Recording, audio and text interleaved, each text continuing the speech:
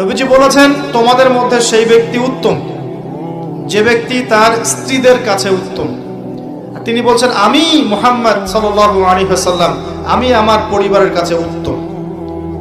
স্ত্রী যতক্ষণ পর্যন্ত আপনাকে সার্টিফিকেট না দিচ্ছে যে আপনি উত্তম চরিত্রের অধিকারী, আপনি ভালো, আপনি সৎ, ততক্ষণ পর্যন্ত জান্নাতে যাওয়া কঠিন আছে। এবার তো মেয়েরা সুযোগ পেয়ে গেল মনে হয়। স্ত্রীদের সার্টিফিকেট লাগবে। বাইরে ভালো থাকা সহজ, বাহিরের মানুষের সাথে ভালো মেলামেশা করা সহজ, বন্ধুদের সাথে, হ্যাঁ, তার কলিগদের সাথে ওয়াজ মাহফিলে এসে মসজিদে গিয়ে ভালো আচরণ করা সহজ, কিন্তু আপনার অধীনস্থ যারা আছে তাদের সাথে ভালো আচরণ করা এত সহজ না। স্ত্রীর সার্টিফিকেটটা অনেক বেশি ইম্পর্টেন্ট। এই কারণে যাদের স্ত্রীরা সার্টিফিকেট দেয় যে আমার স্বামী ভালো, আমার স্বামী সৎ, আমার স্বামী দানশীল, আমার স্বামী ভালো চরিত্রের মানুষ, ইনশাআল্লাহ তাআলা এই ব্যক্তির জান্নাতে যাওয়া অনেক সহজ হয়ে যাবে।